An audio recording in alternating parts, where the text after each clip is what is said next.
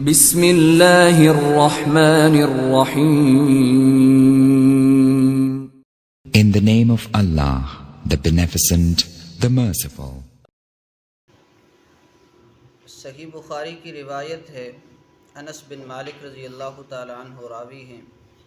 آپ صلی اللہ علیہ وسلم نے ارشاد فرمایا، تسحروا فإن فی السحور برکہ، کہ سحری کیا کرو کیونکہ سحری میں برکت ہوتی ہے۔ صحیح بخاری کی روایت ہے، ابو ہریرہ رضی اللہ تعالی عنہ راوی ہیں، آپ صلی اللہ علیہ وسلم کا ارشاد نقل کرتے ہیں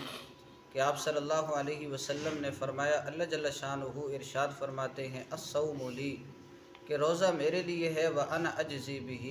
میں ہی اس کا بدلہ دیتا ہوں،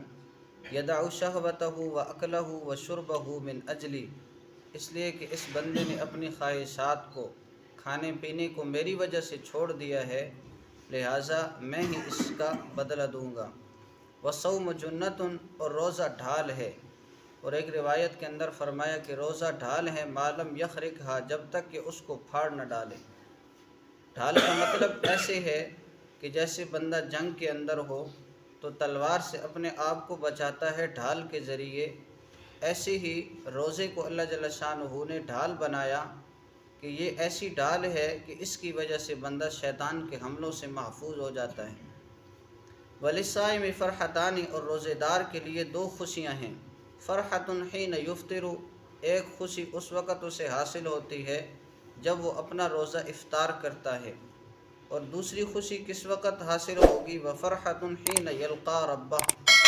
دوسری خوشی اس وقت حاصل ہوگی جب وہ اپنے رب سے ملاقات کرے گا۔ تو لہٰذا یہ سحری کے اور روزے کے فضائل ہیں۔ اسی طرح سحری کے چند آداب ہیں، ان آداب کو بھی مد نظر رکھنا چاہیے۔ سحر رات کے آخری چھٹے حصے کو کہتے ہیں۔ سحری کرنا سنت بھی ہے اور اس میں تاخیر مسنون ہے،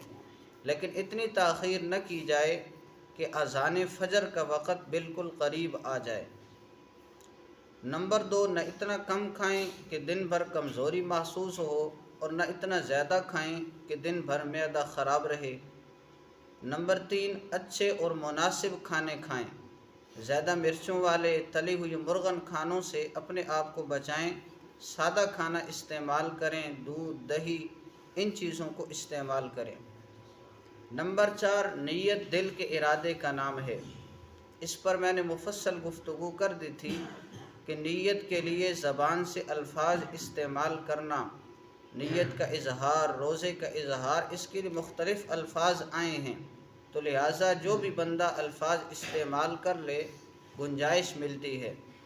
اور وَبِصَوْمِ غَدٍ نَوَيْتُ مِنْ شَهْرِ رمضان، یہ جو الفاظ ہیں یہ بھی بندہ استعمال کر سکتا ہے۔ تو اس پر جو اعتراض ہوتا ہے کہ غد کا معنی آنے والا کل ہوتا ہے، تو اس کا جواب بھی میں نے دے دیا تھا کہ علامہ آلوسی رحمہ اللہ نے تفسیر روح المعانی کے اندر لکھا ہے کہ غد کے دو معنی آتے ہیں، نمبر 1 آنے والا کل، اور نمبر 2 مستقبل کا زمانہ۔ تو اگر دوسرا معنی مراد لیا جائے تو پھر یہ اعتراض نہیں رہتا۔ اسی طرح افطاری کے آداب بھی ہیں، روزہ کھولنے کو افطاری کہتے ہیں۔ افطاری میں جلدی کرنا سنت ہے، افطاری میں تاخیر مکروہ ہے،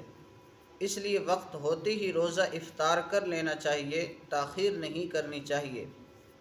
کھجور سے روزہ افطار کرنا سنت ہے، اگر کھجور میسر نہ ہو تو پھر پانی سے، ستو سے، یا جس چیز سے بھی افطار کر لے ہو جائے گا۔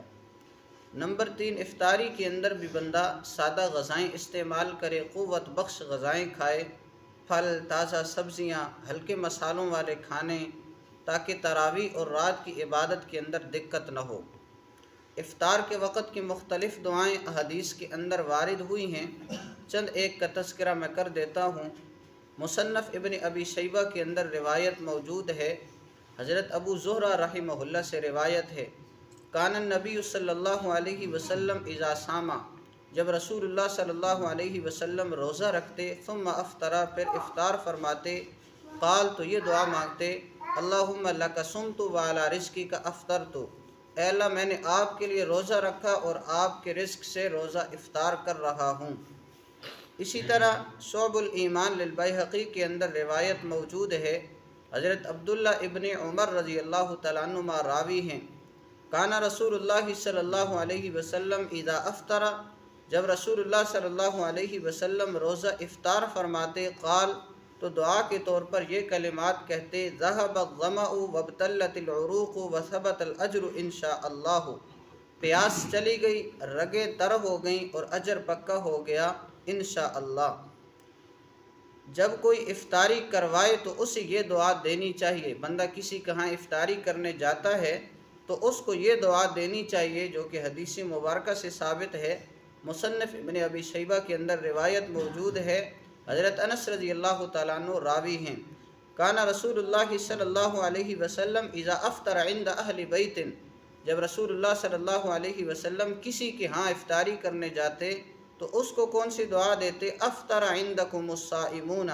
تمہارے پاس روزے دار افطاری کریں، وَأَكَلَ طَعَامَكُمُ الْأَبْرَارُ، نیک لوگ تمہارا کھانا کھائیں، وَنَزَلَتْ عَلَيْكُمُ الْمَلَائِكَةُ، اور فرشتے تم پر برکت لے کر نازل ہوں۔